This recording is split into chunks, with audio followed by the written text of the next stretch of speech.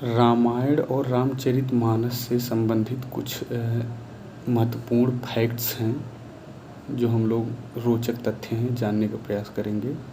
जैसे राम शब्द जो है वो कितनी बार रामचरितमानस में आया है, तो 1443 बार। 1443 बार राम शब्द 1443 बार आया है। सीता शब्द 147 बार। सीता शब्द 147 बार। रामचरितमानस में जो श्लोक हैं वो 86 श्लोक हैं और चौपाइयाँ जो हैं वो 4608 चौपाई हैं। दोहा 1074 दोहा है। 1074 दोहा है। सोरठा जो है वह 207 है। 207 सोरठा है। जानकी शब्द जो है 69 बार आया है। जानकी शब्द।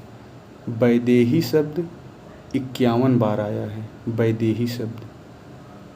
राम की आयु जो बताई जाती है वो 11,000 वर्ष बताई गई है और ये बताया गया है कि आज से 8,69,121 वर्ष पूर्व राम हुए थे। 8,69,121 वर्ष पूर्व हुए थे राम। और सबसे बड़ा जो कांड है वह है बाल कांड, सबसे बड़ा। और सीता जो है 30वें दशक में माँ बनी थी। सीता जो है 30वें दशक में माँ बनी थी। सीता जो है 11 महीने 14 दिन तक लंका में रही थी। 11 महीने 14 दिन तक लंका में रही।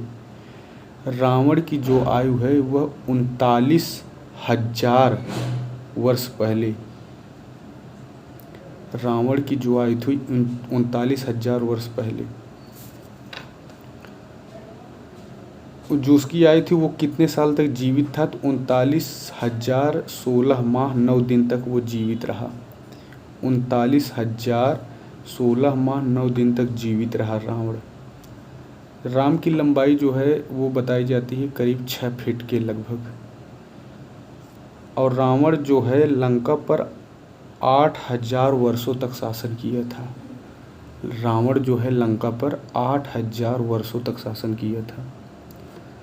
सुंदर कांड का जो नायक है वो हैं हनुमान। सुंदर कांड के नायक जो हैं वो हनुमान। राम जो हैं अपने कुल के 63वें वंशज थे, यानी 62वें दशरथ थे, 63वें राम थे और 64वें वंशज कुश थे। उर्मिला जो है, राम की जो पत्नी उर्मिला है, वह नाग लक्ष्मी का अवतार हैं। उर्मिला जो है नाग लक्ष्मी का अवतार हैं।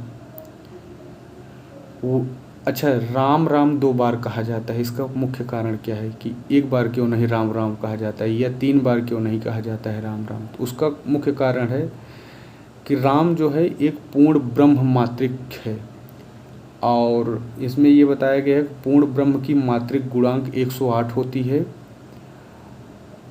और राम राम शब्द कहने पर यह 108 बार पूरा हो जाता है, इसलिए राम राम 2 बार कहा जाता है। और वर्णमाला में र जो है वो 27वां अक्षर है। और राम जो है ब्रह्मलोक या देवलोक 12,76,000 वर्ष पूर्व गए थे ब्रह्मलोक। राम की बहन का नाम जो है वो शांता था। रावण की बेटी का नाम जो था वह सुवर्ण मत्स्य था। सुवर्ण मत्स्य रावण की बेटी। और रावण के 7 बेटे थे, 1 बेटी थी। 14 साल ही क्यों मांगा था वनवास? जो कैकेयी ने 14 साल ही क्यों वनवास मांगा था, तो उसका मुख्य कारण ये है कि उस समय त्रेता युग में ये माना जाता था कि अगर कोई राजा 14 साल तक राजपाट से दूर होता है तो वो राजा पुनः बनने के अधिकारी नहीं रह जाता है। इसीलिए उन्होंने 14 वर्ष का वनवास मांगा था। और रावण का जो ससुराल है वो मेरठ में है। रावण का जो ससुराल है वो मेरठ में है। मेरठ को मय राष्ट्र भी कहा जाता था। मय राष्ट्र।